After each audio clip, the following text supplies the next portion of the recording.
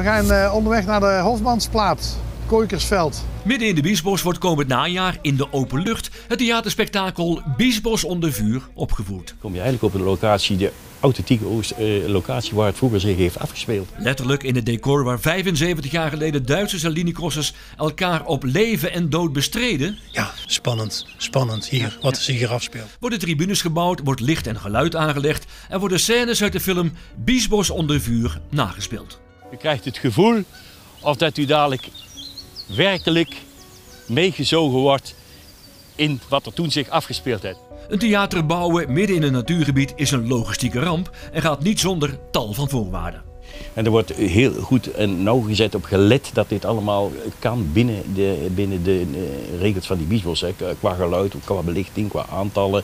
Dat dit geruisloos en goed kan gaan.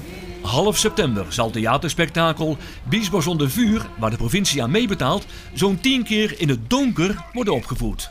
Waarom wordt het 's avonds opgevoerd? Ja, omdat die crossers en het spel in de Biesbos speelde zich af. Vaak in het duister natuurlijk. De locatie waar het oorlogsspektakelstuk wordt opgevoerd is voor de toeschouwers uiteraard niet met de auto of per voet bereikbaar.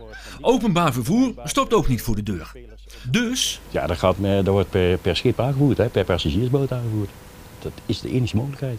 En je moet daar toch zorgen voor faciliteiten direct. Dat de mensen daar op een fatsoenlijke manier kunnen komen en die avond kunnen beleven. Het wordt een belevenis. Theater over de liniecrossers versus de Duitse bezetter in het donker midden in de Biesbos. Het openluchttheater Biesbos onder vuur is half september zo'n 10 keer geopend.